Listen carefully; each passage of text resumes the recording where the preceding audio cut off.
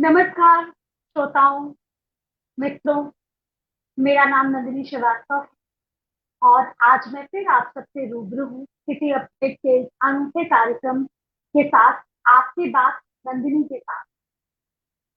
आज इस कार्यक्रम का आपकी बात नंदिनी के साथ इस एपिसोड, इसका तीसरा एपिसोड। और ये एपिसोड अपने आप में बहुत अनूठा एपिसोड है। और क्यों है अनूठा? क्योंकि आज का कार्यक्रम में, आज के इस एपिसोड में वो दो कवि और एक कवित्री हमसे रूबरू हो गए हैं। वो साहित्यकार, वो बड़े लेखक, वो बड़े रचनाकार, वो कवि हमसे रूबरू हो रहे हैं जो बाहर है। मतलब भारत से बाहर। कोई 20 वर्षों से बाहर है, कोई 13 वर्षों से बाहर। तो हम अ, एक तरीके का एक अनूठा कार्यक्रम है ये। हम उनसे बातचीत करेंगे और उनके साहित्य के जरिए हम ये जानने की कोशिश करेंगे कि इतने वर्षों से, दशकों से भारत से दूर रहकर अंग्रेजों के गढ़ में रोजमर्रा की जिंदगी को जीते हुए, जीविकोपार्जन करते हुए, वो हिंदी को कैसे अपनी रचनाओं में जी रहे। हिंदी के साथ वो किस तरीके से, क्या वो न्याय कर पा रहे हैं, क्या उनको न्याय मिल रहा है, उनकी रचनाओं को श्रोता या पाठक मिल रहे हैं। और कितना मुश्किल होता है जब एक देश हमसे 4.5 घंटा आगे होता है या कोई दूसरा देश हमसे 4.5 घंटा पीछे होता है। और ऐसे वक्त में ऑफिस के कार्य को करते हुए हम भारत के लोगों से, भारत के पाठकों से, भारत के श्रोताओं के मध्य सिर्फ अपनी रचनाओं से अपनी जगह बनाए। तो हम आज ऐसे ही दो कवि और एक कवित्री से इस कार्यक्रम में रूबरू होंगे। और अब मैं आपसे रूबरू कराती हूँ। सबसे पहले मैं बुलाती हूँ सिडनी, ऑस्ट्रेलिया सिडनी से प्रगीत कुंवर जी। प्रगीत कुंवर नमस्कार। जी उत्तर प्रदेश के जिला गाजियाबाद के रहने वाले हैं। पिछले 12 वर्षों से वो सिडनी में रह रहे हैं और उसके पहले 6-7 वर्ष वो युगांडा में रहे। मतलब एक शख्स जो 20 वर्षों से अपने देश के बाहर है, अंग्रेजों के गढ़ में रह रहा है, वहां पे जीविकोपार्जन कर रहा है और उसकी हर रचना में हिंदी की साहित्य झलकता है। तो मैं बहुत बहुत स्वागत करती हूँ प्रगीत कुंवर जी का। प्रगीत कुंवर जी, सिटी अपडेट के इस कार्यक्रम में आपका बहुत बहुत स्वागत है। बहुत बहुत स्वागत और धन्यवाद नंदिनी जी, आपने मुझे आमंत्रित करा इस प्रोग्राम में। और सभी सुनने वाले श्रोताओं का भी मैं बहुत बहुत धन्यवाद करता हूँ कि आपके बीच में आने का मौका मिला। जी। और श्रोताओं, प्रदीप जी सिडनी के एक निजी कंपनी में डायरेक्टर अकाउंट्स हैं और डायरेक्टर अकाउंट्स एंड फाइनेंस के पद पे कार्यरत। और अब जो दूसरे कवि हमारे बीच आ रहे हैं, वो ग्रेट ब्रिटेन की राजधानी लंदन से हमारे बीच में। लंदन से हमारे बीच आशुतोष कुमार जी। मैं आशुतोष कुमार जी का बहुत बहुत स्वागत करती हूँ अपने इस कार्यक्रम में और सिटी अपडेट चैनल का धन्यवाद ज्ञापित करती हूँ कि उनके जरिए वो सूत्रधार हुए मुझे अपने देश के कुछ कवियों से मिलने का और आप सभी श्रोताओं से रूबरू कराने का। आशुतोष जी मूलतः झारखंड के जमशेदपुर जिले के रहने वाले हैं। पिछले 13 वर्षों से लंदन में कार्यरत हैं और एक निजी कंपनी में डायरेक्टर और एक अंतरराष्ट्रीय कंपनी में सीनियर कंसल्टेंट की तरह कार्यरत है। बहुत बहुत स्वागत है आपका आशुतोष जी। जी नंदिनी जी प्रणाम और बहुत बहुत धन्यवाद आपका। प्रगीत जी आपको भी प्रणाम। स्वागत है आपको भी बहुत बहुत नमस्कार। सिटी अपडेट के सारे श्रोताओं को भी प्रणाम। स्वागत है आशुतोष जी। अब मैं एक ऐसी कवित्री को बुलाती हूँ जिनके नाम के साथ कुंवर जुड़ा है और उस शीर्षक के जुड़ने से ही उनके ऊपर बहुत सारी साहित्यिक जिम्मेदारियां भी जुड़ जाती हैं उनके साथ। मैं बहुत आदर के साथ आमंत्रित करती हूँ सिडनी से ही डॉक्टर भावना कुंवर जी। डॉक्टर भावना कुंवर जी मूलतः मुजफ्फरनगर उत्तर प्रदेश की रहने वाली हैं और एक स्थापित लेखिका है। बहुत सारी इनकी किताबें आई हैं जो ये अपने साहित्यिक यात्रा की चर्चा करते समय आप आपसे आपको बताएंगी, आपसे साझा करेंगी। और ये सिडनी में रहते हुए भी निरंतर साहित्यिक लेखन में, पठन पाठन में अग्रसर है, सक्रिय है। बहुत बहुत स्वागत है आपका भावना जी, डॉक्टर भावना कुंवर जी, बहुत बहुत स्वागत जी। बहुत बहुत आभार आमंत्रित करने के लिए। सभी श्रोताओं को प्रणाम करती हूँ और आशुतोष जी, प्रगीत जी और नंदिनी जी, आपको भी प्रणाम करती हूँ। बहुत बहुत शुक्रिया जी। बहुत शुक्रिया भावना जी। आवाज ठीक से आ रही है? इको तो नहीं हो रहा है? अब ठीक है, अभी को नहीं है। अच्छा ठीक। तो प्रगीत जी, हम इस साक्षात्कार को शुरू करते हैं। और जो मेरा पहला प्रश्न वो आप सभी से है, और मैं भावना जी से शुरुआत करूंगी इसका उत्तर जानने की। उसके बाद आशुतोष जी और फिर प्रगीत जी संक्षिप्त में उत्तर देंगे। आप जैसे कविता पाठ भी आपके श्रोता जरूर सुनना। मेरा पहला क्वेश्चन है कि क्या आपके जो पाठक हैं वो या श्रोता हैं वो आपके अपनाए हुए देश में यानी कि ऑस्ट्रेलिया और ब्रिटेन में भी हैं? जी, सभी जगह है श्रोता। तो बिल्कुल ये हमारी खुशनसीबी है कि भारत में ही नहीं, सभी देशों में भी श्रोता है। और मुझे वो अवसर भी मिलता रहता है जाने के लिए। कभी भोपाल अभी जाना हुआ था पिछले साल। तो ये खुशनसीबी है कि हमारे श्रोता सब जगह हमें मिल जाते हैं। जी जी जी जी। भावना जी, आप अपना संक्षिप्त सा परिचय भी दीजिए। जी, बस मेरा नाम डॉक्टर लगा है तो मैं ये बता देना चाहती हूँ कि मैंने पीएचडी की है। हिंदी गज़ल पे मैंने पीएचडी की है। और मैंने बहुत काम किया है ऐसे देखा जाए तो, लेकिन कहना नहीं चाहिए कि कभी भी साहित्यिक काम तो पूरा होता नहीं है। तो मैं पहले वहाँ जब इंडिया में रहती थी तो लेक्चरर थी। फिर यहाँ आने के बाद मैंने कुछ टाइम पर्थ में जॉब की। यहाँ पर सिडनी यूनिवर्सिटी में मैंने टीचिंग की। और इतना ही नहीं, जो अच्छा हिंदी भाषी लोग हैं मैंने उनको पढ़ाया दोनों तरह अच्छा से। लाइक हाँ जी, हिंदी भाषियों को मैंने पढ़ाया, उनको कविताएं लिखनी सिखाई। और साहित्य से रिलेटेड चीजों में मैं ये कहना चाहती हूँ कि लिखने का शौक बचपन से रहा, क्योंकि मेरा माहौल साहित्यिक रहा। मेरे फादर जो है वो साहित्य से जुड़े रहे हैं, इसलिए उन्होंने हमें आगे हिंदी संस्कृत से एमए एंड पीएचडी का अवसर दिया। और फिर वो लेखन जो बस आता गया बचपन से बड़े होने के बाद निखार आता गया। तो मैं लिखती गई और फिर वो किताबें एक एक करके पब्लिश होती गई। तो कुछ यहाँ पर एक फिल्म बनी थी वन लेस गुड, मैंने उसके संवादों का भी हिंदी में अनुवाद किया है। और बहुत अच्छा सारे लेखकों, जी बिल्कुल, और बहुत सारे जो नए पीढ़ी के लोग हैं उनको जोड़ने का प्रयास किया है। मेरे एक बड़े भाई के समान है रामेश्वर काम्बोज जी, उनके साथ मिलके 10 पुस्तकों का हमने सह संपादन किया है। और मेरी अपनी 10 पुस्तकें हैं, तो कुल मिलाकर अभी बस 20 पुस्तकें हुई हैं। और बस यही मेरा एक छोटा सा ओह परिचय। आज भी लगातार मैं लेखन में लगी रहती हूँ। बस आप सबका स्नेह और जी सब लोगों का प्यार मिलता है। जी शुक्रिया। जी। और देखिए श्रोताओं, मैंने कहा था कि हम लाइव आके कविताएं तो सब कवियों की सुन लेते हैं, पर उनकी यात्राओं से हम रूबरू नहीं होते, हम अनजान होते हैं। और शायद मैं भावना जी को रोज ही फेसबुक पे देखती हूँ, रोज ही लाइक कमेंट करती हूँ, लेकिन मुझे सच में नहीं पता था कि उनकी 20 किताबें आ चुकी हैं। वो जब परिचय उन्होंने भेजा तो मुझे पता चला। तो बहुत बहुत स्वागत है आपका पुनः भावना जी। और एक महिला होते हुए इतनी सारी जिम्मेदारियों को निभाना ये अपने आप में एक इतर कौशल है, उसके लिए आपको सैल्यूट। और धन्यवाद। आशुतोष जी, आप अपना संक्षिप्त परिचय देते हुए बताइए कि क्या आपके देश, अपनाए हुए देश में आपके श्रोता हैं, आपके पाठक हैं? जी हाँ, तो आप सबों को प्रणाम और सिटी अपडेट के श्रोताओं को प्रणाम फिर से। जहां तक परिचय का सवाल है, तो बचपन से ही जब विद्यालय में पढ़ते थे हम, तो हमारे जो हिंदी के जी शिक्षक हुआ करते थे, उनकी जी इस बात पे वो बल देते थे कि भाई हिंदी की जो कविताएं हैं दिनकर जी की, निराला जी की, उसे आप कंठस्थ याद करें। तो उन कविताओं को तो कंठस्थ याद कर ली हमने।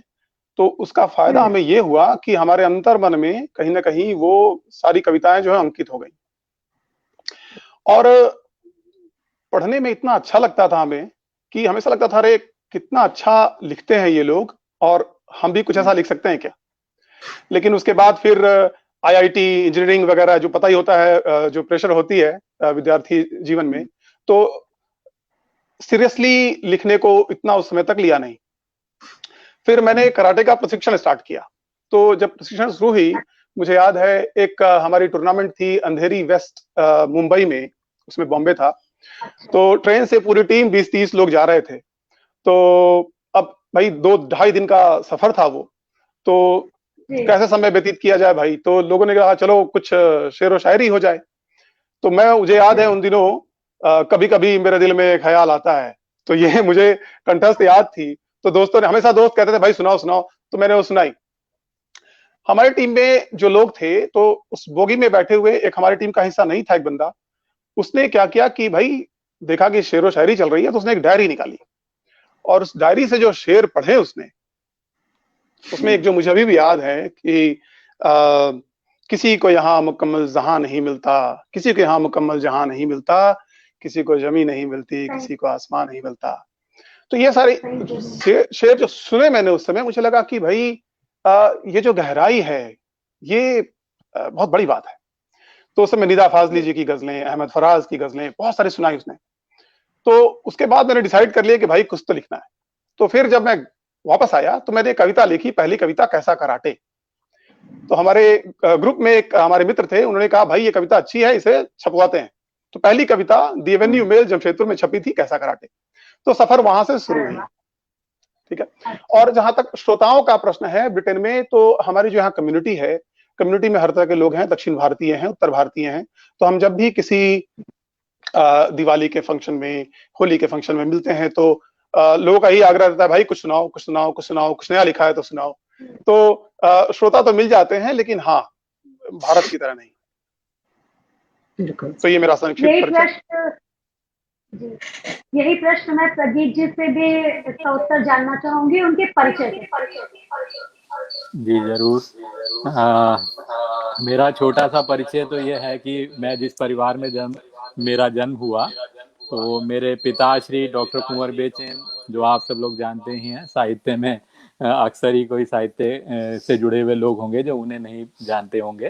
तो जैसे मैंने बताया, जब उस परिवार में जन्म लेते ही जब कानों में पहली आवाजें पड़ी, तो सब काव्यात्मक ही सारा माहौल था। तो और फादर भी जो थे, क्योंकि वो तरन्नुम में भी सुनाते हैं, उस टाइम वो नवगीत लिखते थे, गीत लिखते थे। तो हमारा बचपन जो शुरू हुआ, तभी से ही काफी कुछ सुनते सुनते बड़े हुए। और साथ में जो उस समय के बड़े बड़े लोग थे, जितने भी मतलब घर पर काफी बड़े बड़े कवि गण लोगों का आना जाना था, उनका भी सानिध्य और आशीर्वाद मिलता रहा। लेकिन जैसा कि हर बच्चे की शुरुआत होती है पढ़ाई लिखाई कैरियर, तो उस वजह से धीरे धीरे जब थोड़ा बिजीनेस बढ़नी शुरू हुई, तो अपना थोड़ा समय कम रहा बाकी सब कामों के लिए। मैंने सीए किया, चार्टर्ड अकाउंटेंट हूँ मैं, कॉस्ट अकाउंटेंट ICWA किया, लॉ ग्रेजुएशन किया। तो पढ़ाई ऐसी होती थी कि बस उसमें एक के बाद कुछ ना कुछ चलता रहता था। तो उतना लेखन का समय तो नहीं मिला, लेकिन कहीं ना कहीं मन में एक, कह सकते हैं ब्लड में कवि था कहीं, या कोई कलाकार कह सकते हैं। तो कभी मैं पेंसिल स्केचेस बनाता था, कभी कुछ करता था। बचपन में थोड़ा लिखा भी, जो कॉलेजेस की मैगजीन्स होती हैं। लेकिन अक्सर यही होता था, जब कुछ लिखकर टूटी फूटी कोशिश करते थे, तो सब लोगों का मानना ये होता, अच्छा उनके पापा कवि हैं तो उनसे लिखवाया होगा, ये होगा। माना कि उसमें इतनी कमियां होती थी कि लोग जो जानकार थे वो समझ जाते थे कि ये इसकी ही कोशिश हो सकती है, किसी और की नहीं। और उसके बाद धीरे धीरे दूसरा क्या था कि घर में मदर की तरफ से वो कबीरपंथी थी, तो उन्हें कबीर के दोहे बहुत कंठस्थ थे। तो हम सुबह शाम कवि के दोहे और वो सब सुनते हुए बड़े हुए। तो कहीं ना कहीं वो भी काव्यात्मक एक चीज मिली फादर से, जो था नवगीत, गीत और हिंदी गजल, इन सब चीजों के बारे में जानकारी मिली। तो होते होते धीरे धीरे जब बड़े हुए, तो पहले अपने कैरियर की तरफ ओरिएंटेड होना पड़ा। और जब बाद में अब समय मिला कि हाँ, अब जॉब है, सब कुछ है, लेकिन उसके बाद में जो समय है, कुछ अपनी हॉबीज के लिए भी समय मिलना चाहिए तब। और बाय द टाइम इसमें जो सोशल मीडिया ने बहुत बड़ा रोल अदा किया, क्योंकि दूर हो गए थे तो उतना माहौल नहीं मिलता था। लेकिन फेसबुक को मैं बहुत धन्यवाद करना चाहूंगा, जिस वजह से लोगों को पढ़ने का, सुनने का, देखने का इतना मौका मिला कि उसके बाद लगा कि जो भी कुछ अंदर एक दबी हुई इच्छा है क्यों ना उसको सबके सामने रखा जाए। तो थोड़ा थोड़ा उस पर शुरू किया। मेरा अभी बस एक ही संग्रह निकला है, दोहा संग्रह। तो और बाकी मैं हर तरीके की विधाओं में कोशिश कर लेता हूँ। यही मेरा परिचय है। जी जी, बिल्कुल बिल्कुल सही बात। और एक प्रश्न मेरा ये था कि सोशल मीडिया का क्या रोल है, मतलब 7 समुंदर पार बैठे लोगों को भारत के श्रोताओं पाठकों से जोड़ने का। उसका जवाब जो है वो प्रदीप जी ने इस उत्तर में दे दिया है कि सच में एक बहुत गंभीर जो रोल निभाता है सोशल मीडिया। आवाज मेरी इको हो रही है शायद। ये इको हो रही है। हाँ, तो वो बहुत गंभीर रोल निभाता है सोशल मीडिया जो है वो। हमको दूसरे देश में हम रहते हैं, अपने अपनाए हुए देश में। एक बात और मैं पूछना चाहती हूँ, इसका जवाब भी मैं प्रदीप जी से आरंभ करती हूँ जानना कि आपके इस दोहे में मैंने पढ़ा है कुछ ओवरसीज करके। मुझे पूर्ण रूप से शाब्दिक रूप से वो दोहा याद नहीं है। वो एक कसक है आपके मन में दूर रहने का। तो मतलब जो प्रवासी जीवन आप जीते हैं या प्रवासी जीवन का जो चित्रण है वो अपनी कविताओं में, अपनी रचनाओं में कैसे करते हैं? जी, आपने बिल्कुल सही प्रश्न किया। जब हम जहाँ जिस माहौल में होते हैं उस समय हमें शायद उस चीज की उतनी वैल्यू नहीं पता होती, लेकिन जब हम कहीं दूर होते हैं तब हमें अपना घर भी याद आता है, लोग, दोस्त, सब चीजें और वो त्योहार, सब चीजें याद आती हैं। तो जिस आपने दोहे का जिक्र किया वो ये था कि पता नहीं चलता यहाँ कब सावन कब तीज, टूटे पत्ते पेड़ के आकर ओवरसीज। तो वास्तव में ये सभी प्रवासियों का शायद दर्द होगा जो इस दोहे में मैंने सबकी ओर से कहने की कोशिश की। तो ये सच है कि जब बाहर आ जाते हैं तो ये चीजें, छोटे छोटे जो त्योहार होते हैं उस समय जिनको हम गिन भी नहीं पाते थे, उन सब त्योहारों का भी अब मूल्य पता चलता है। लगता है कि हाँ, अब हम कुछ मिस कर रहे हैं। तो क्योंकि जरिया हमारे पास केवल अपने शब्दों को, अपनी भावनाओं को कहने का एक कविता ही एक जरिया है, तो उसमें कहीं ना कहीं वो निकल आता है। जी जी। आशुतोष जी, ये जानना चाहूंगी कि क्या आप अपनी कविताओं में लंदन में जी रहे लाइफ के बारे में भी लिखते हैं? अपना जो जीवन वहां जी रहे हैं उसके बारे में, मतलब आप जो प्रवासी जीवन है उसको कैसे चित्रण करते हैं, उसका चित्रण कैसे करते हैं अपनी कविताओं? जी बिल्कुल। अब ऐसा है कि उदाहरण मैं देना चाहूंगा, जैसे कि हिंदुस्तान में अपने भारत में क्या है कि सूर्यदेव हमेशा बिल्कुल दैदीप्यमान रहते हैं। बहुत गर्मी होती है वहाँ, और हमारे यहाँ तो बिल्कुल सालों भर तो नहीं लेकिन अधिकतर 11 महीने कह लें कि ठंड होती है, और सूर्य भगवान के दर्शन के लिए हम लोग तरस जाते हैं। तो यहाँ के माहौल में सूर्यदेव का दर्शन बिल्कुल अलग होता है।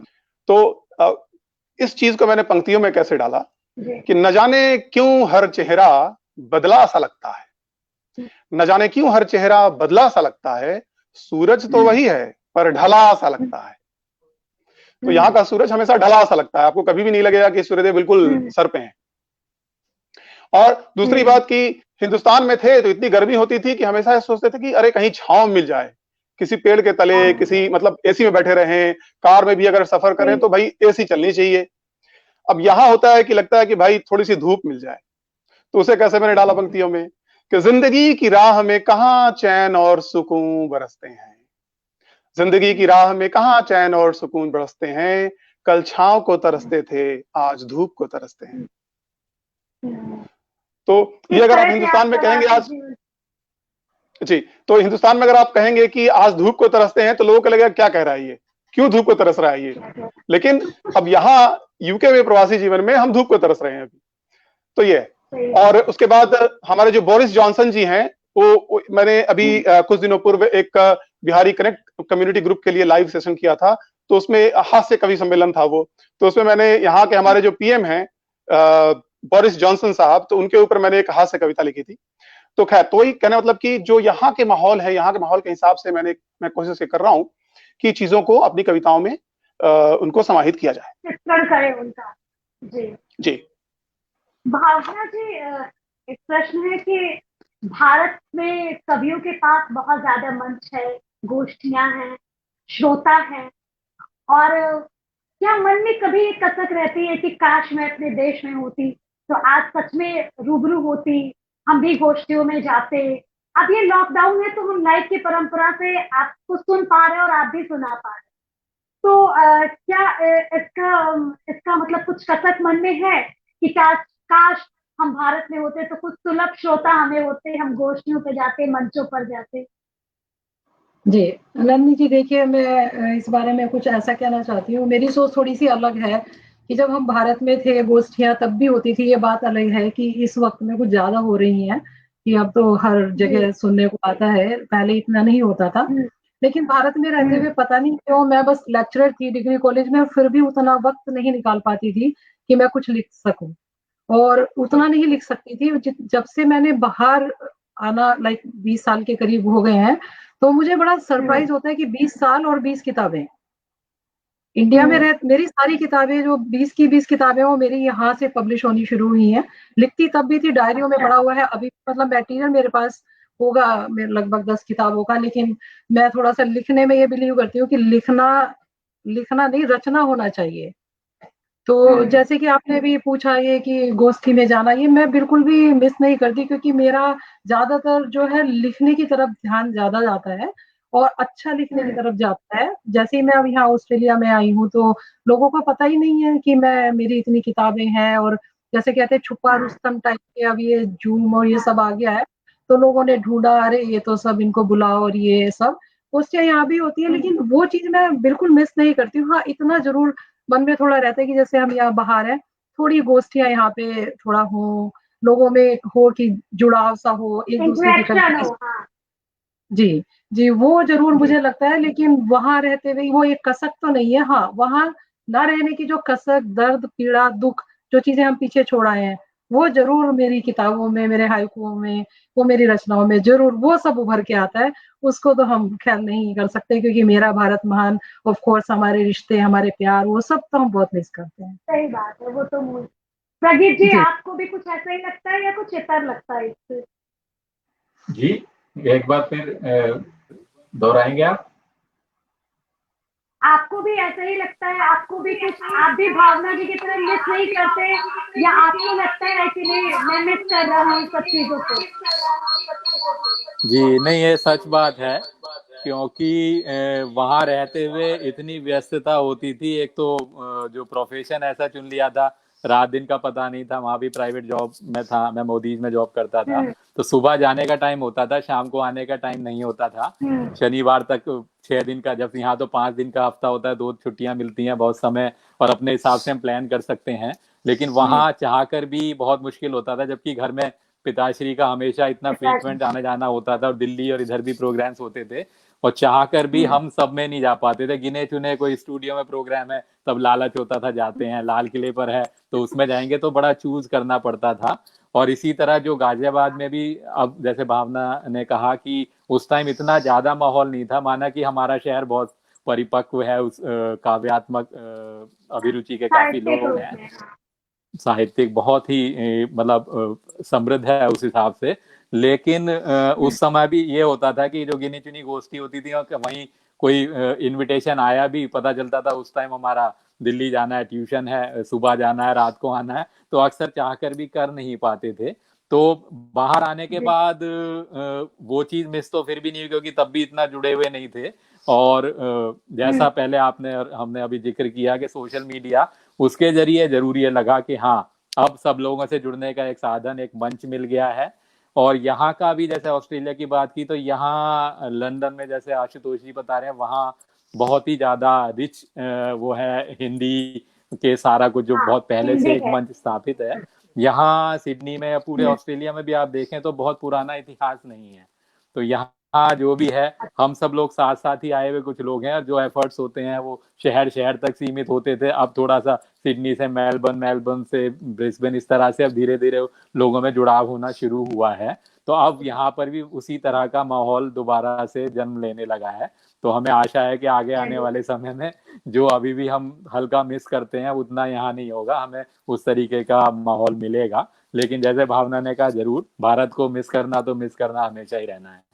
वो तो हमें इंतजार रहता है कब हमें जाना होगा, कब मिलेंगे। मतलब ये इतना परिपक्व उत्तर है आप दोनों का कि मैं दंग हूँ। क्योंकि लोग कहते हैं मैं मिस कर रहा हूँ गोष्ठियों में जाना, मैं कभी सम्मेलन में, तो मैं सच में इस बात के लिए आप दोनों को साधुवाद देती हूँ कि इतना परिपक्व उत्तर इस प्रश्न का आपने कर दिया। और अब मैं आशुतोष जी से ये पूछना चाहती हूँ कि आशुतोष जी, जब भी कोई व्यक्ति साहित्यकार बनता है तो उससे एक अपेक्षा होती है कि वो जैसे अपने से पुराने जो हमसे पिछले साहित्यकार हैं, जैसे आप ब्रिटेन में हैं, लंदन में, तो वहां के साहित्यकारों को आप पढ़ेंगे, उनको समझेंगे, वो जानना चाहेंगे कि उन्होंने प्रवासी जीवन को अपने साहित्य में का अपने जीवन में कैसे समावेश किया है। तो जब मैं लंदन की बात करती हूँ तो मुझे ज़किया जुबैरी जी, दिव्या माथुर जी, तेजेंद्र शर्मा जी, इन लोगों का साहित्य, इन लोगों की कहानियां, कविताएं जो है वो आते। तो आपको क्या लगता है कि जैसे ये एक पीढ़ी वो आपके लिए कुछ छोड़ के जा रही है, तो आपको क्या लगता है कि आप हिंदी साहित्य के लिए, आने वाली पीढ़ी के लिए क्या छोड़ते हैं? क्योंकि मैंने ये सुना है कि वहाँ बच्चों को हिंदी नहीं पढ़ाई जाती है, तो आप सब तो एक हिंदी पढ़ के वहां पे पहुंचे हैं, सीख कर। तो क्या ऐसा है कि आप वहाँ अपने आने वाली पीढ़ी के लिए हिंदी साहित्य क्या छोड़ रहे हैं, क्या प्रयास? जी जी, बहुत अच्छा प्रश्न है आपका ये। हाँ, ये बात तो बिल्कुल सही है कि हमारे लिए जो भी हमारे पहले के कथाकारों ने, साहित्यकारों ने, कवियों ने जो किया है, वो तो बिल्कुल काबिले तारीफ है। जी, जहां तक बच्चों की बात है तो मुझे इस बात का दुख है कि ब्रिटेन ही नहीं, हिंदुस्तान में भी अगर आप देखें तो एक गरीब से गरीब व्यक्ति ये चाहता है कि उसका बच्चा इंग्लिश मीडियम स्कूल में ही पढ़े। और कविता की जो जितनी रुचि कविता के प्रति होनी चाहिए लोगों में, वो हिंदुस्तान में भी मैं कहूंगा कि जितनी जनसंख्या है अगर आप देखें तो करोड़ों लोग हैं, 100 करोड़, 135 करोड़ भी अगर हम लेके चलें तो बिल्कुल। तो मैं इसमें कुछ दक्षिण भारतीयों को कम कर रहा हूं क्योंकि चलिए वो तो अपनी भाषाओं को ज्यादा ये देते हैं। लेकिन ब्रिटेन में अगर देखें तो यहाँ मुश्किल ये है कि जो दक्षिण भारतीय लोग आए हैं या जो उत्तर भारतीय भी हैं, तो अगर मैं घर में बंगाली बोलता हूं हिंदुस्तान में, अगर मैं घर में तेलुगु बोलता हूं हिंदुस्तान में, अगर मैं तमिल बोलता हूं हिंदुस्तान में, तो जब मैं ब्रिटेन आता हूं तो मैं कोशिश सर्वप्रथम ये करूंगा कि मेरा बच्चा तमिल बोले, तेलुगु बोले, बंगाली बोले। हिंदी कहीं ना कहीं पीछे रह जाती है। तो मैं चूंकि बिहार से आता हूं, जन्म बिहार में हुआ है मेरा, और झारखंड जहां पढ़ाई हुई मेरी, तो हमारा हिंदी का वर्चस्व है, वहां शुरू से रहा है। लेकिन अगर आप देखें तो बिहार की भाषाएं जो हैं, भोजपुरी, बज्जिका, मगही, मेरी मातृभाषा बज्जिका है वैसे, लेकिन ठीक है, मैं भोजपुरी वगैरह भी बोलता हूं। तो अब हम क्या करते हैं कि हम जब बाहर जाते हैं तो अपने दोस्तों के सर्कल में हिंदी का ही प्रयोग करते हैं, और हमें चाहते हैं कि हमारे बच्चे भी हमसे यही सीखें, वो हिंदी को पकड़ें, वो हिंदी में वार्तालाप करें, कोशिश करें। अब अभी बच्चों के बीच ये होता है कि अगर आप उनसे कुछ प्रश्न हिंदी में करें तो जवाब, उसका उत्तर जो है वो इंग्लिश में देते हैं।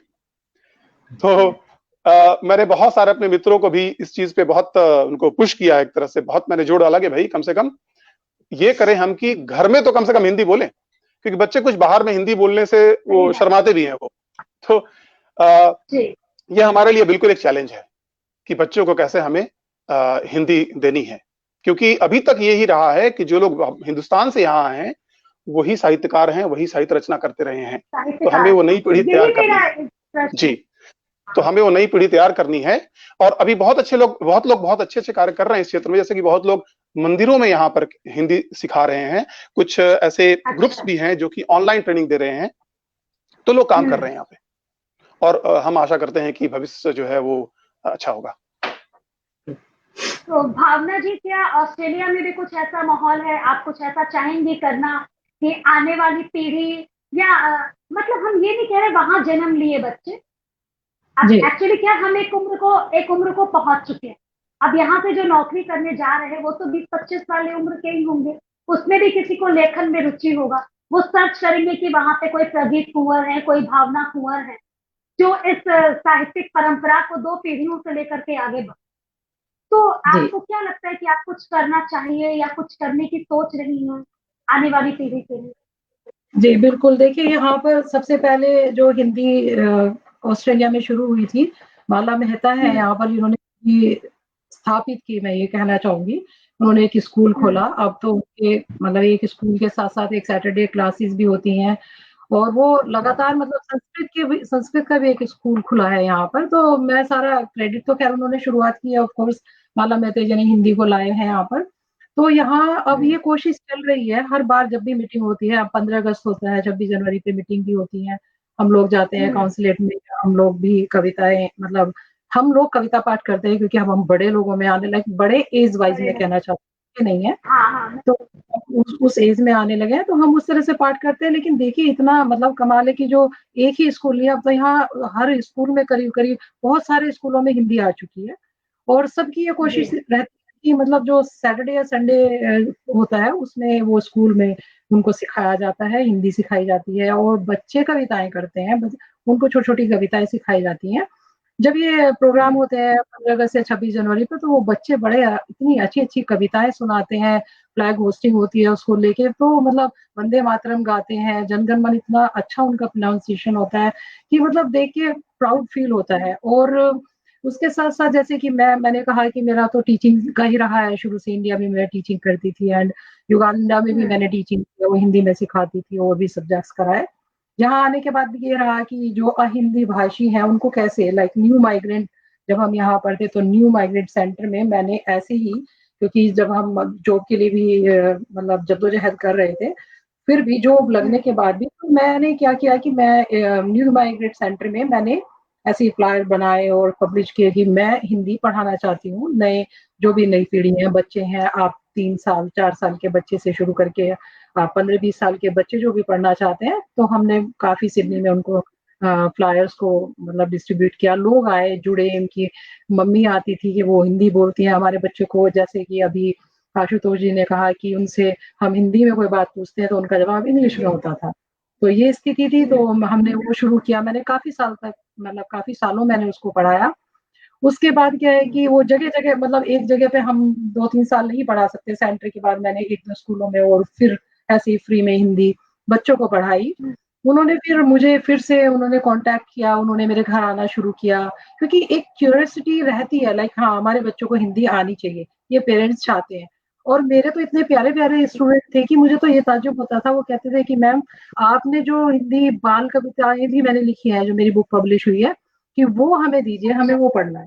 और इतना अच्छा ये मैं ये नहीं कहती कि वो हिंदी वाले लाइक जर्मन थे, ऑस्ट्रेलियन थे, न्यूज़ीलैंड से थे, यहाँ-वहाँ से बच्चे थे, वो मेरे अच्छा, हिंदी बच्चे नहीं थे, कोई भी एक मैं कहूँ हिंदुस्तानी बच्चे नहीं थे, सब वो अंग्रेज़ और मेरी वो कविताएँ अच्छा, आसमान गा रहे हैं, छोटे-छोटे प्यारे हैं, मतलब जो वो गाते थे तो इतना अच्छा लगता था कि आप मतलब आज भी खुश होता है मन कि आज वो इतने बड़े हो गए हैं, आज भी मेरे टच में है। तो ये चीज़ अच्छी है कि हमें मतलब अगर हम चाहें, उनको जोड़ के रखें, ये नहीं कि हम हिंदुस्तानी हैं, हमारे ही बच्चे हिंदी सीखेंगे, नहीं। मैं यूनिवर्सिटी जी, ऑफ जी, सिडनी में जब पढ़ाती थी तो मेरे यहाँ एक भी स्टूडेंट हिंदी नहीं हुँ, था क्योंकि उनको तो हिंदी आती है, वो क्यों आएँगे? तो सारे हिंदी सीखते थे, तो हुँ, मेरा मानना ये है कि अगर मतलब उनमें आप जज़्बा पैदा कर सकते हैं, अगर आप चाहें तो और वो बिल्कुल, इंटरेस्ट के साथ बिल्कुल। आपके साथ जुड़ते हैं। जी।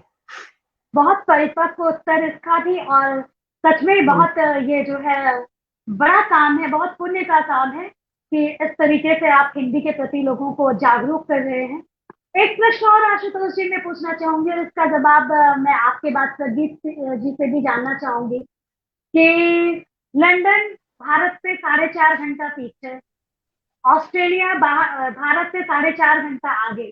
तो ऐसे वक़्त में आपकी नौकरी, आपका जीविकोपार्जन, आपको अपने परिवार को भी खुद देखना है क्योंकि आप अपनी बीवी-बच्चों के लिए आप अकेले ही हैं वहाँ।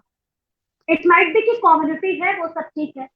इस वक्त के इस मतलब अंतर के बावजूद साहित्य रचना, कविता करना, उसको फेसबुक पे डालना, लोगों से रूबरू होना, अपनी बात पाठकों श्रोताओं तक पहुंचाना, कितना चुनौतीपूर्ण है ये कार्य इस समय की इस पाबंदियों के साथ, इस फेर के साथ। जी, बहुत मुश्किल तो नहीं है मैं कहूँगा। और अगर एक तरह से आप सोचे तो आप समझ लें कि ये हमारे लिए कई बार फायदेमंद भी हो जाता है। अच्छा। कि अगर आप कोई रचना लेकर के बैठे हैं लिखने को, और अगर आपने रात 12 बजे या 1 बजे वो फिनिश की, तो अगर आप उसको अपने टाइम से यहाँ पे 1 बजे अगर मैं पोस्ट करूं, तो वो सुबह के बिल्कुल जो है वो 5:30 बजे 6 बजे लोगों को वहाँ फेसबुक पे दिख जाता है। तो समझिए कि बिल्कुल वहाँ लोगों को फ्रेश चीजें मिलती हैं। तो मैं कहूँगा कि ये हमारे लिए तो बिल्कुल एक तरह से अच्छा ही है। और दूसरी चुनौतियों की जहां तक बात है, तो ये तो वन वे ट्रैफिक हुई जो हमारे लिए फायदेमंद है। लेकिन अगर रिवर्स ट्रैफिक में देखूं तो हमें घाटा वहां होता है कि अगर आप कोई कार्यक्रम सुबह के 9 बजे कर रही हैं, तो वो हमारे लिए मुश्किल है कि भाई सुबह सुबह में उठना पड़ता है फिर अगर जुड़ना हो तो इस मतलब चक्कर में क्या होता है कि बहुत सारी जो मॉर्निंग के या सुबह के जो कार्यक्रम है वो हमसे छूट जाते हैं। तो इसके अपने फायदे भी हैं और नुकसान भी हैं। जी प्रदीप जी, आप बताइए, अभी रात में 10 बज रहा होगा वहाँ, तो ये भी एक चुनौतीपूर्ण कार्य है कि यहाँ 5:30, वहाँ रात में 10। आपने सही कहा, लेकिन हम इस मामले में थोड़े भाग्यशाली हैं, क्योंकि सूरज यहाँ से निकलता हुआ भारत की तरफ जाता है, फिर आशुतोष जी के पास तो यहाँ 4.5 घंटे पहले सुबह निकल आती है। और जब हम सुबह सुबह होते हैं अपने ऑफिस के पहुंचे या रास्ते में तैयार हो रहे हैं, ब्रेकफास्ट कर रहे हैं, उस टाइम हमारा मोबाइल स्क्रॉल हो रहा होता है। तो हम कल जो भी आप लोगों ने पोस्ट डाली, और आप जो इंडिया में कुछ लोग 2-3 बजे तक जागे हुए रहते हैं रात तक, फादर भी एक एग्जाम्पल है उसमें, तो वो सब लाइव नजर आ रहे होते हैं और नई नई पोस्ट दिख रही होती हैं। और वही समय होता है जब हम पोस्ट डालते हैं तो आप लोगों की सुबह का अखबार हमारी पोस्ट बन के पहुंचती है वहां। तो ये तो सच है कि समय के अंतराल में, और जैसा आशुतोष जी ने कहा ये बात भी बिल्कुल सच है, हम उस वजह से अपने आप को बड़ा हमें लिमिटेड करना पड़ता है। कुछ जगह के कोई प्रोग्राम है, चाहे हम खुद भाग लेना चाहें या हम सुनना भी चाहें, तो हमारे लिए वो लिमिटेशन हो जाती है। और जो भाग लेने वाला होता है, जो भी कोई इस तरीके के कार्यक्रम होते हैं, उसमें हम कोशिश करते हैं फ्राइडे सैटरडे संडे में उन्हें एडजस्ट करने का। वीकडेज में हम उसमें अपने आप को असमर्थ महसूस करते हैं कि हम टाइम से जुड़ नहीं पाएंगे या जो भी कुछ रीजंस हैं, तो वो लिमिटेशन जरूर है। लेकिन वहाँ जरूर हमें फायदा है कि हम पहले यहाँ से शुरुआत कर देते हैं, न्यू ईयर यहाँ पहले बन जाता है, फिर इंडिया में हम यहाँ सो जाते हैं 12 बजे घर वालों को विश करके, और आप लोगों का बाद में वहाँ 4:30 यहाँ सुबह के बजे होते हैं, तब वहाँ 12 बजे होते हैं, तो उसका भी एक अलग आनंद है। लेकिन हाँ, सोशल मीडिया के जरिए इतना जरूर है कि हम खुद नहीं जुड़ पाते, तो बाद में रिकॉर्डिंग देखने का मौका मिल जाता है। फादर लाइव आते हैं, आप कभी लाइव होते हैं, आप सबके प्रोग्राम्स, तो हम उस समय चाह के भी असमर्थ होते हैं, लेकिन अगले दिन हम जरूर उसमें मौजूद हो जाते हैं, चाहे लाइव नहीं आए, लेकिन बाद में जरूर वहां पहुंच पाते हैं।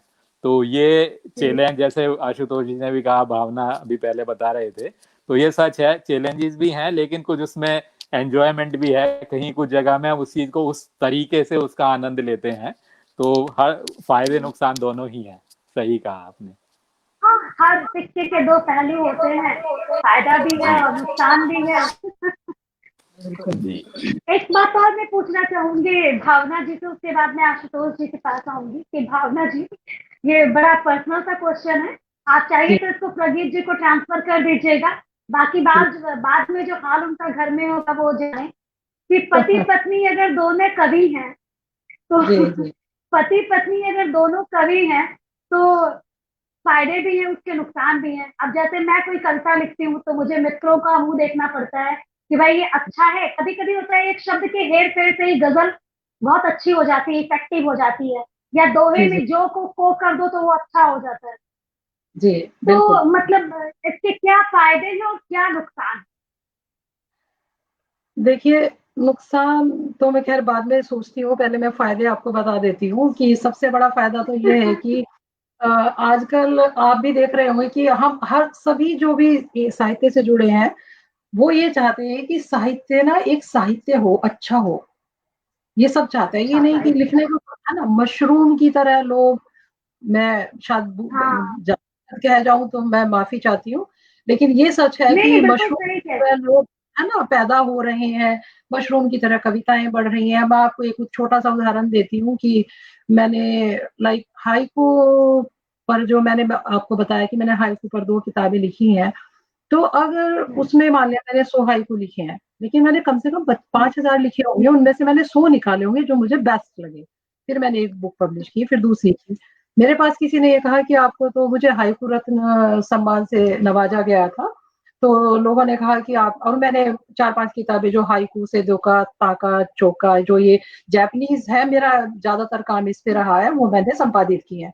तो मुझे किसी ने हाइकू भेजे और फेसबुक पे मुझे टैग किया और ये कहा कि आप इनमें से, उसने किए 50 हाइकू, इनमें से अगर आपको एक भी पसंद आ जाता है तो मैं धन्य हो जाऊंगा। मैंने उनमें से 2 हाइकू निकाल के उन्हें प्राइवेट मैसेज में उसको ठीक करके कहा, अगर आप इनको ऐसे कर देंगे तो ये बहुत अच्छे हैं, और आपने गलत व्यक्ति को चुन लिया है, कि आप मुझे बताएं कि ये हाइकू कैसे हैं, क्योंकि मैं जब अपना लिखा हुआ नहीं बाहर निकालती हूँ तब तक कि वो बहुत अच्छा ना हो जाए, तो मैं किसी को कैसे कैसे, और मैं हर्ट नहीं कर सकती किसी को, तो उनको मैंने प्राइवेट में बोला। वो पता नहीं गायब हो गए हैं, उस बात का उन्होंने कोई जिक्र नहीं किया। फेसबुक पे लोगों ने वाह 50 के 50 अच्छे हैं और ये वो करके, वो मुझसे नहीं होता पहली बात।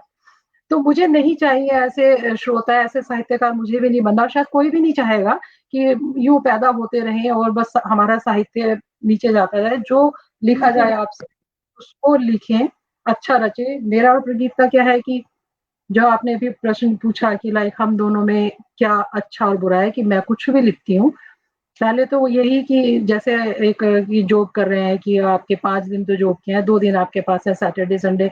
जैसे कि आप जानते हैं इंडिया की तरह यहाँ पर सर्वेंट्स तो नहीं है, सब कुछ खुद ही करना होता है अपने हाथ से, क्लीनिंग और ये वो सब। लेकिन उसमें भी क्योंकि हमारे अंदर से वो आवाज निकलती है कि हमें कुछ लिखना है, खुद बे खुद आता है। हम चाहते नहीं कि बैठ के पेन लेके बैठे हैं और लिखेंगे, नहीं, अंदर से कुछ कहीं से भी प्रभावित होकर हम लिखते हैं। जैसे ही मैंने वो लिखा तो मेरे प्रथम श्रोता प्रगीत होते हैं, उनके लिए प्रथम श्रोता मैं होती हूँ। हम एक दूसरे को अपनी रचनाएं सुनाते हैं, सजेशन देते हैं, एडवाइस देते हैं और खुश होते हैं, अरे वाह तुमने अच्छा लिखा तो अच्छा, इसको थोड़ा सा कुछ चेंज करके करेंगे तो ऐसा। तो वो एक कितनी पॉजिटिव एनर्जी हम हमारे घर में पूरी होती है। हमारी बेटी जो है वो, उसको बड़ी मुश्किल से हिंदी सिखाई, क्योंकि आशुतोष जी भी जानते हैं कि छोटे बच्चों को पहले हिंदी यहाँ बाहर आने में किस तरह सिखाई जाए, फिर उन्हें उस तरफ रुझान कविता की तरफ आए, तो वो भी कविता करती है हिंदी इंग्लिश में दोनों में। वो हाइकू लिखती है एंड अच्छा। इंग्लिश की पोएट्री लिखती है जी। तो इस तरह से हम दोनों का जो एक माहौल है। दूसरी बात कि अगर इनको क्रिकेट में होगा, खैर क्रिकेट में भी, लेकिन या इनका कोई इंटरेस्ट किसी और चीज में होता, गोल्फ खेलने जाते या कहीं जाते, तो ये वहां निकल गए होते और मैं बैठ के यहाँ पोएट्री कर रही होती, सोचती किस फ्रेंड को फोन लगाऊं, मैंने ये लिखा है कि आप बताइए। तो हम दोनों की आदतें मिलने के साथ साथ जो ये साहित्यिक चीज हमारी मिलती है ना, आप बिलीव नहीं करेंगे, आप सब लोग भी हमें जब इनवाइट करते हैं तो मेरा और प्रगीत का हमेशा ही होता है कि आप दोनों एक साथ आए, कि कभी ये नहीं कि लाइव जितने भी हम देते हैं कि हमें आपको जोड़ी में बुलाना है। तो मेरे लिए तो, और प्रगीत बताएंगे वो उनके हिसाब से क्या है, कुछ नहीं होगा बाद में भी, तो हम बहुत अपने आप को ये समझते हैं कि हम एक दूसरे को बहुत ज्यादा टाइम दे पाते हैं। जो भी हमें बात करनी है, हमारे डिस्कशन भी साहित्यिक होते हैं। हम सोचते हैं अगर हमारा साहित्य में इंटरेस्ट ना होता किसी एक का, तो फिर हम किस तरह से लाइक उतना जुड़ाव जो हो गया है वो कैसे होता। तो मेरे ख्याल से नेगेटिव मेरे लिए तो नहीं है, दर्शकों के लिए जरूर होता होगा, कि क्योंकि देखिए मैं एक बात बताती हूँ कि मैं तो एक बहुत साधारण परिवार से हूँ। मेरे जो पापा हैं रिटायर्ड प्रिंसिपल है, लेकिन मेरे घर में हिंदी संस्कृत बीएड ये सब मेरे पापा ने सबको कराया। तो वो माहौल जो मिला, पापा कविताएं करते हैं, बहुत कुंडलियां वगैरह लिखते हैं, तो वो चीज मुझे जरूर आ गई। लेकिन प्रीत एक ऐसे परिवार से हैं, जो मेरे फादर इन लो डॉक्टर कुंवर बेचैन, वो तो पले बड़े उस परिवार से, उनकी आवाज बिल्कुल है। तो वो कंपटीशन औरों के लिए जरूर होगा, हम एक दूसरे को कहते हैं नहीं तुमने बहुत अच्छा गाया, प्रगीत तो ऑफकोर्स गाते ही हैं। तो मेरे लिए वो कंपटीशन नहीं है कि कोई कि हम ये कुछ में है कि बाकी तो आप लोग ही देख के ज्यादा अच्छा बता देगी। ऑफकोर्स प्रगीत मेरे से अच्छा गाते हैं, उनकी आवाज बिल्कुल पापा पर है, वो सौभाग्य तो मुझे नहीं मिला। लेकिन हाँ, मेरा प्रयास फिर भी यही रहता है कि मैं इस चीज को आगे बढ़, ये ना सोचूं नहीं क्यों, अगर एक रिटायर्ड प्रिंसिपल की बेटी या साहित्यकार नहीं हो सकती, अपने बलबूते पे सब कुछ कर सकते हैं। तो बस मेरा थोड़ा सा ये है कि मैं हमारा पॉजिटिव ही मैं मान के चलती हूँ, नेगेटिव हमारे बीच में जरा सा नहीं आता है, और भगवान ना करे कभी आए। भगवान ना करे कभी आए, और ये अच्छी बात है। और वक्त अपनी रफ्तार पे चल रहा है। और आशुतोष जी, आपके पास आना चाहूंगी अब कि बीच बीच में आवाज इको होने लगती है तो थोड़ी दिक्कत होती है कि हमारी जो पीढ़ी है, ये हम जिस पीढ़ी में है, हम है, आप है, प्रदीप जी है, भावना जी, हम जिस पीढ़ी में है, तो हमने पुराने साहित्यकारों को पढ़ा है। हमने मैथिली शरण गुप्त को पढ़ा, हमने दिनकर जी को पढ़ा, हमने फणीश्वरनाथ रेणु जी को पढ़ा, हमने धर्मवीर भारती जी को पढ़ा। फिर हम आए तो हमने कृष्ण मित्र जी को पढ़ा, हमने डॉक्टर कुंवर बेचैन जी को पढ़ा, हमने नीरज जी को पढ़ा। और उसके बाद फिर हम और थोड़ा आगे बढ़े तो हमने इसके बाद वाली पीढ़ी को भी पढ़ा है। तो आपको क्या लगता है कि ये जो नई पीढ़ी आ रही है, हमारे बाद वाली पीढ़ी, जिनको हिंदी लेखन, साहित्य लेखन में रुझान है, वो क्या हमारी पीढ़ी के लोगों को या हमसे पहले वाली पीढ़ी लोगों को वो मान सम्मान दे रही है जो हमने अपने से पहले वाली पीढ़ी को दिया है?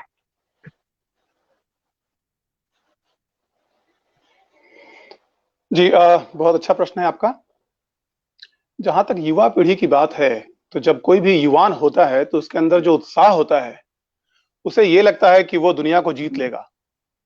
और शुरू-शुरू में लोगों को ये होती है भावना कि भाई मैं तो बिल्कुल बेस्ट हूँ। वो एक शाहरुख खान का गाना था ना, I am the best, I am the best. तो शुरू-शुरू में लोगों को ये लगता है।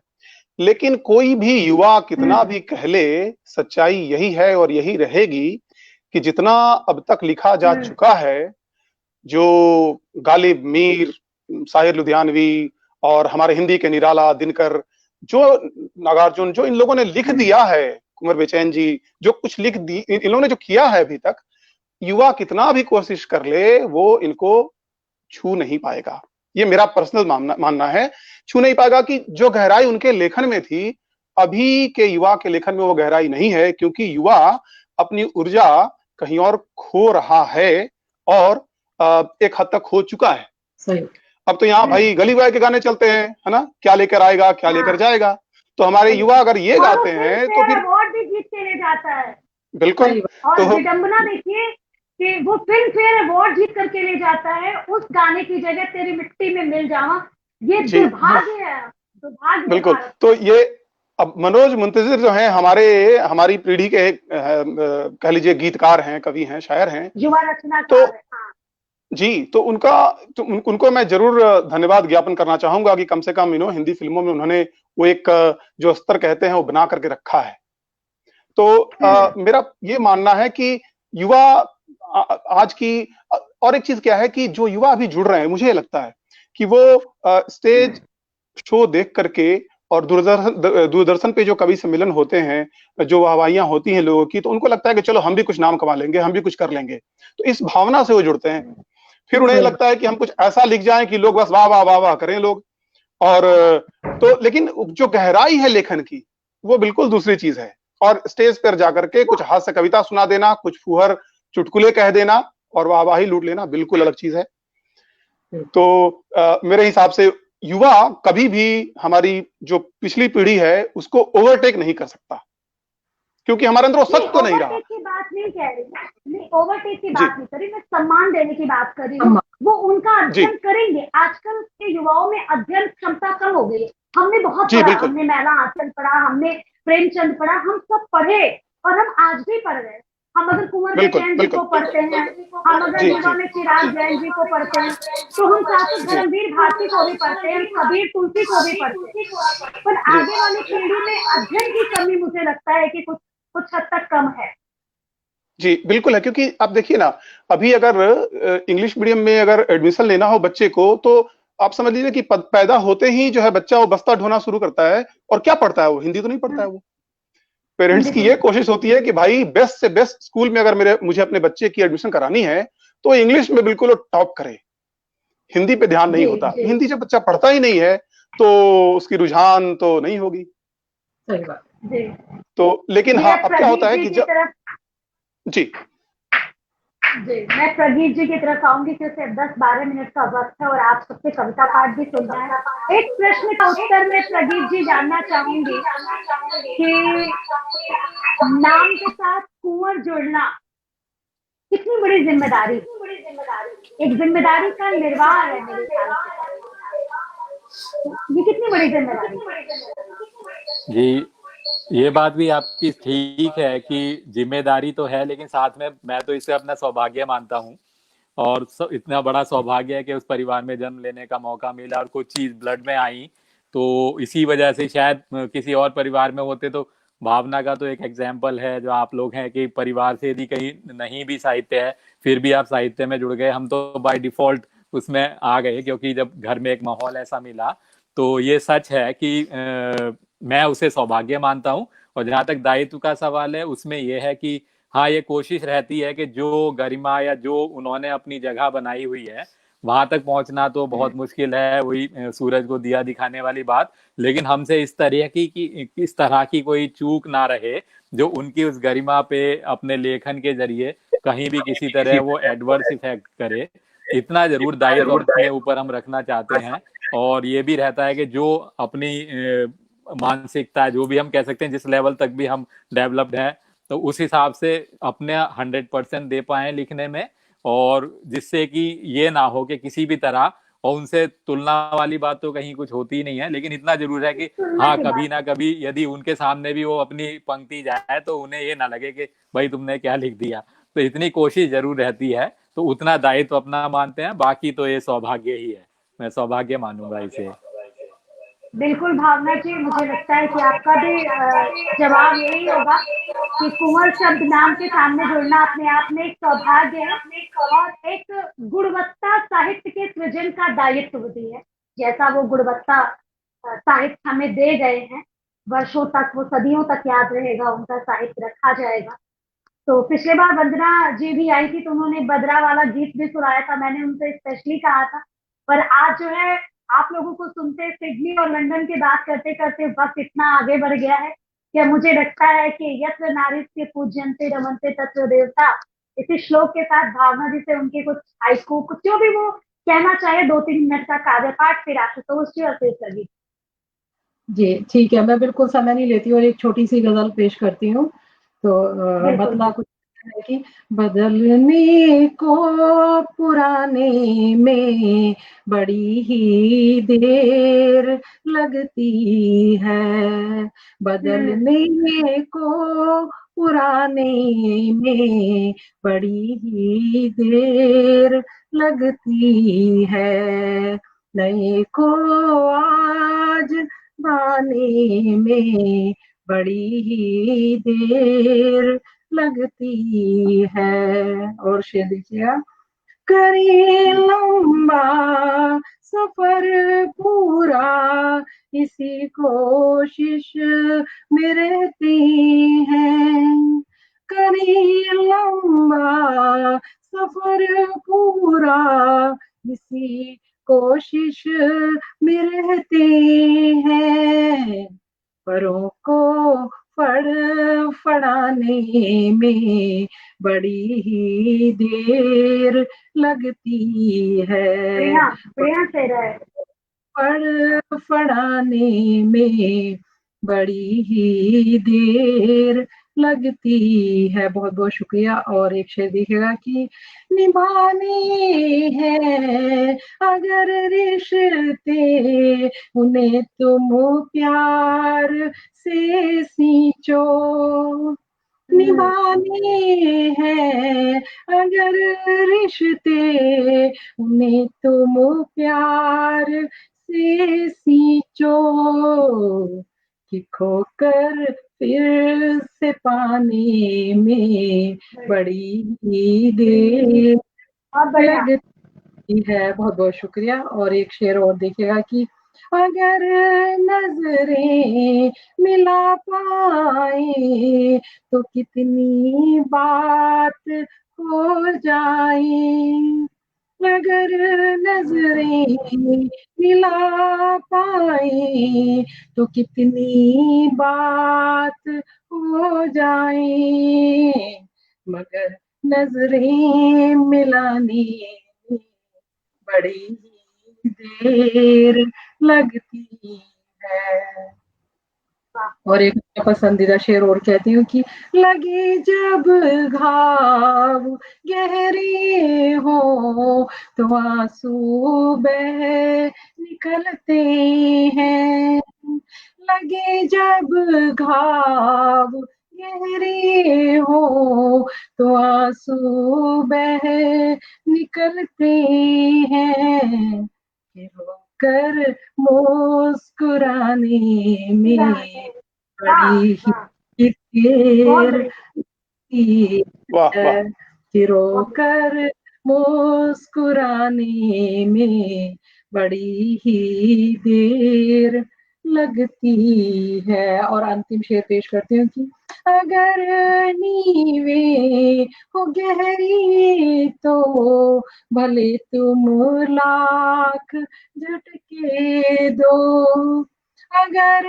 नीवे हो गहरी तो भले तुम लाख झटके दो, शजर को फिर गिराने में बड़ी देर लगती है, भारत को गिराने में बड़ी देर लगती है। बहुत बहुत शुक्रिया, बहुत बहुत आभार। बहुत गहरा, बहुत बढ़िया भावना जी, बहुत सुंदर गहरे शेर कि बहुत ये परिपक्व लेखन सच में। और सच में देखिए, मैं एक बात कहना चाहूंगी, 10 सेकंड में अपनी बात को खत्म करती हूँ, फिर आशुतोष जी से छोटे में कुछ सुनेंगे और प्रदीप जी से, कि हम क्या होता है ना, लिखने की चेष्टा मैंने देखा है कि लोगों में कम हो जाती है।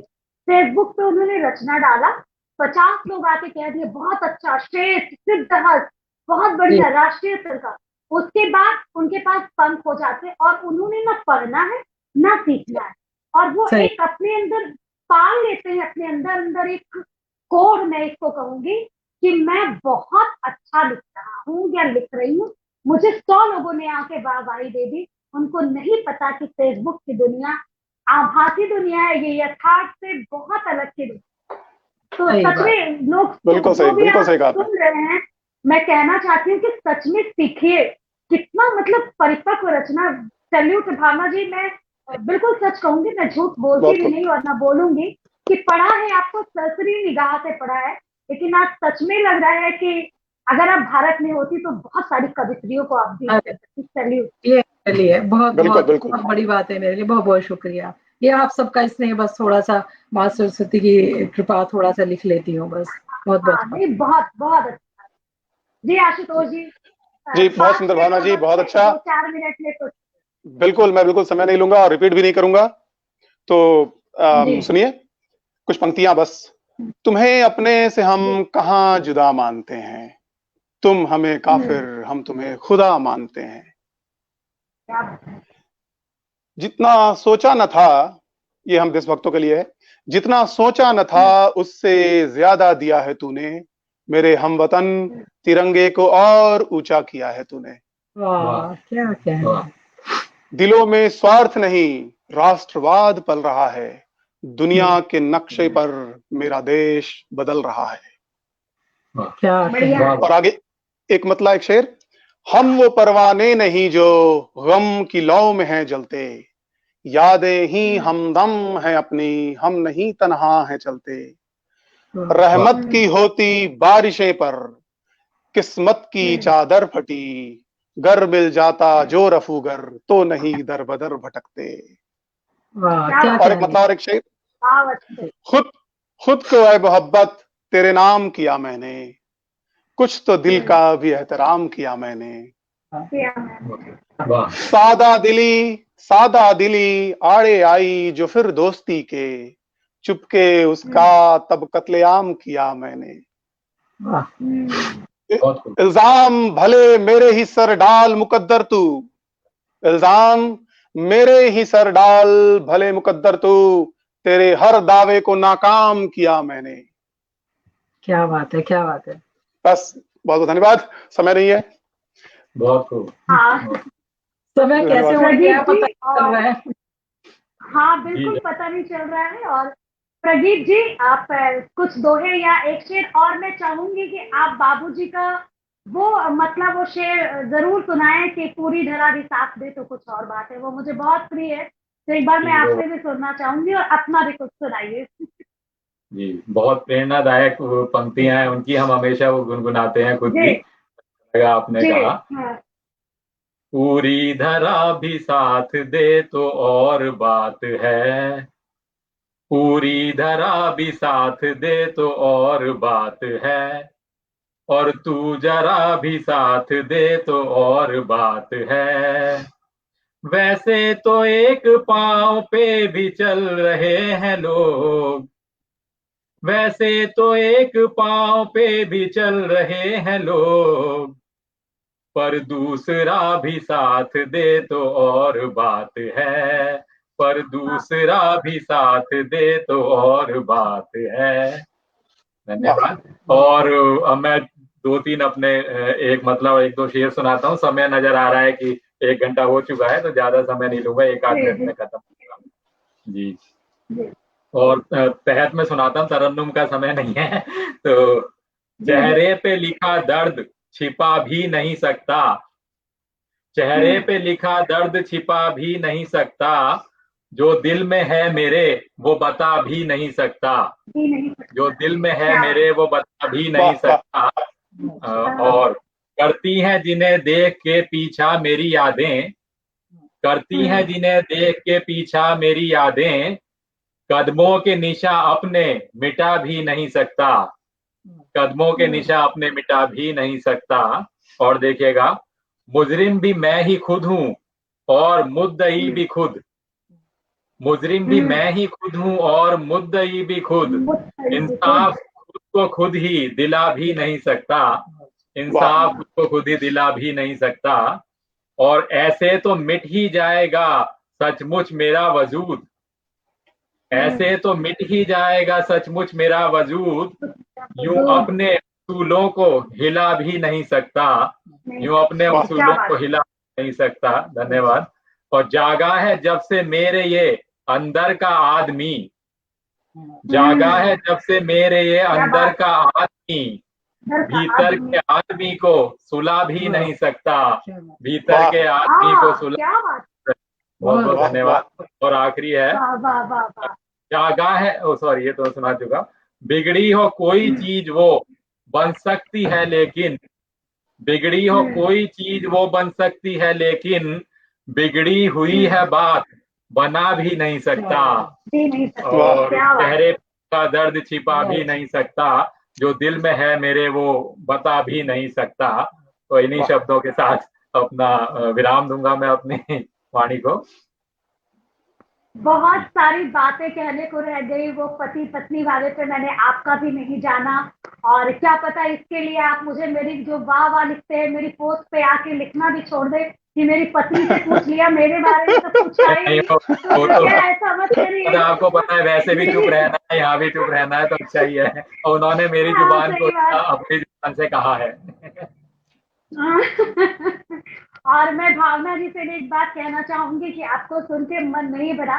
और मैं जब अंतर्राष्ट्रीय कवित्री स्पेशल एपिसोड ले आऊंगी तो फिर आपको अगले महीने सितंबर में आमंत्रित करूंगी। बहुत सारी बातें अभी आपसे सुननी है, कहनी है, करनी है।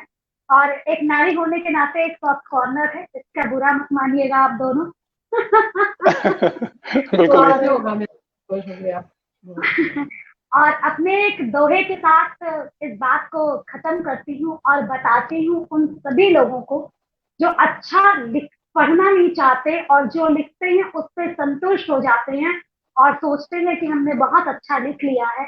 तो उससे एक दोहा कहती हूँ और इस लाइफ को खत्म करती हूँ कि सूरज के अभिमान पर, चंदा के अभिमान पर सूरज भी मुस्काए, चंदा के अभिमान पर सूरज भी मुस्काए, जब उधार की रोशनी पर कोई इतराए, जब उधार की रोशनी वाह पर बहुत वाह कोई वाह। इतराए, क्या बात है। जब बहुत उधार की रोशनी बहुत पर सुंदर। कोई इतराए। और सही। आप सभी का मैं करबद्ध अ, आभार व्यक्त करती हूँ कि आप सब मेरे एक बुलावे पे आए। और बहुत सारे लोग नीचे कमेंट कर रहे हैं, वंदना कुंवर रायजादा जी हैं, ब्रजेश तंवर जी हैं, पर वक्त नहीं मिल रहा है कि मैं उन लोगों का नाम लूं, क्योंकि अभी आपसे ही बात करके वक्त खत्म हो गया और बहुत सारी चीजें पन्ने में नोट रह गई तो फिर कभी ये वक्त माफ चाहते रहेंगी तो जरूर हम सब होंगे। बहुत बहुत शुक्रिया, बहुत बहुत आभार। बहुत बहुत आभार, बहुत बहुत धन्यवाद नंदन जी आमंत्रित करने का। और श्रोताओं का भी आभार। आशुतोष जी आपको बहुत धन्यवाद सिटी अपडेट का। आशुतोष जी, नंदी जी बहुत बहुत प्रणाम, बहुत बहुत शुक्रिया आपका, बहुत बहुत धन्यवाद। बहुत बहुत